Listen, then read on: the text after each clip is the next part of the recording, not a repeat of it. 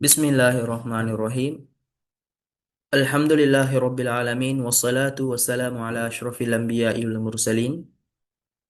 அன்பார்ந்த சகோதர சகோதரிகளே, இறைவனின் சாந்தியும் சமாதானமும் எங்கள் அனைவர் மீதும் உண்டாவதாக என்று வேண்டிக் கொண்டு, இந்த காணொளி ஊடாக தொடர்ச்சியாக நாங்கள் அரபு மொழியிலே எழுதப்பட்டிருக்கக்கூடிய இஸ்லாமிய சட்டங்கள் மற்றும் பல்வேறு விடயங்களை பேசக்கூடிய புத்தகங்களை தமிழ் மொழியிலே காணொளிகளாக பதிவிட இருக்கிறோம்.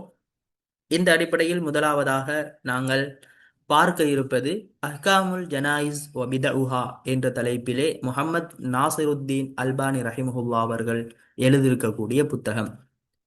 முதலாவதாக என்னை அறிமுகப்படுத்திக் கொள்ளலாம் என்று நினைக்கிறேன். நான் எம்எச்எம் ஷிஃப்கான், பாலமுனை மஹாசினுல் உலூம் இஸ்லாமிய கல்லூரியிலே அல் குர்ஆனை முழுமையாக மனனம் செய்து முடித்து அல் ஆலிம் கற்கையையும் பூர்த்தி செய்து தற்பொழுது இந்த கல்லூரியில் ஒரு விரிவுரையாளராகவும் இலங்கை தென்கிழக்கு பல்கலைக்கழகத்தின் இஸ்லாமிய கற்கைகள் துறையிலே இஸ்லாமிய சிந்தனை மற்றும் நாகரீகம் பிரிவிலே 4வது வருடத்தில் சிறப்பு கலைமானி பட்டத்தை கற்றுக்கொண்டிருக்கிறேன். நாங்கள் தற்பொழுது இந்த புத்தகத்தை பற்றிய விடயங்களை கலந்துரையாடுவதற்கு முன்னால் இந்த புத்தகத்தை எழுதியிருக்கக்கூடிய முஹம்மத் நாசிருத்தீன் அல்பானி ரஹிமஹுல்லா அவர்களை பற்றி சுருக்கமாக நோக்குவோம். ஷேக் முஹம்மத் நாசிருத்தீன் அல்பானி ரஹிமஹுல்லா அவர்களை பொறுத்த வகையில் 20ஆம் நூற்றாண்டிலே வாழ்ந்த இஸ்லாமிய அறிஞர்களுள் முக்கியமான ஒருத்தராக கருதப்படக்கூடியவராக இருக்கிறார். குறிப்பாக இமாம் அவர்கள் ஹதீஸ் துறையிலே பிரசித்தி பெற்ற ஒருத்தராக இருந்து கொண்டிருக்கிறார். இவர் எழுதியிருக்கக்கூடிய இந்த புத்தகம், நாங்கள் பார்க்க இருக்கிற அஹ்காமுல் ஜனாயிஸ் என்ற புத்தகம், சஹீஹான ஹதீஸ்களை, அதாவது ஆதாரபூர்வமான நம்பகமான ஹதீஸ்களை மையப்படுத்தியதாக, சலஃபுகளுடைய மதுஹபுகளை பின்பற்றியதாக எழுதப்பட்டிருக்கிறது.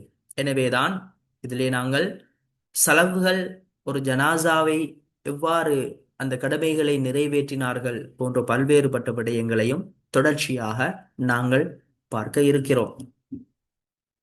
மரணத்திற்கு பின்னால் ஒரு முஸ்லிம் செய்ய வேண்டிய கடமைகள் என்ன என்பதை நாங்கள் அடுத்த தொடரிலே பார்க்க இருக்கிறோம்.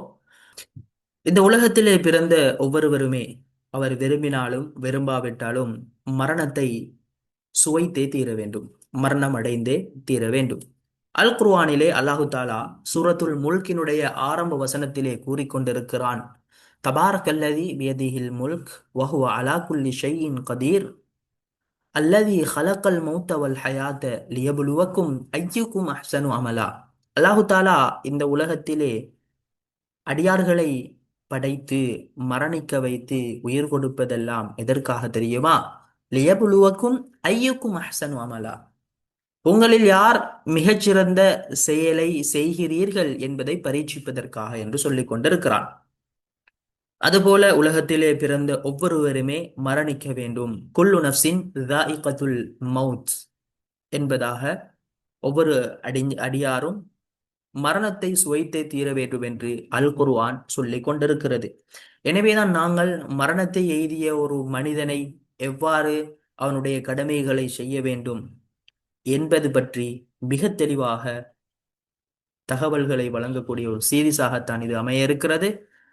தொடர்ந்தும் எங்களுடைய காணொளிகளை பெற்றுக்கொள்வதற்காக இந்த யூடியூப் சேனலை சப்ஸ்கிரைப் பண்ணுவதுடன் உங்களுடைய கருத்துகளையும் கொமெண்ட்கள் ஊடாக வழங்கிக் கொள்ளுங்கள். தொடர்ந்தும் பயணிப்போம். கற்ற கல்வியை பிறர்க்கும் கற்றுக் கொடுத்து பிரயோசனமாக எங்களுடைய வாழ்க்கையை கழிப்போம் என்று கூறிக்கொண்டு உங்களிடமிருந்து விடை பெற்றுக் கொள்ளும் நான் எம்எச்எம் ஷிஃப்கான்.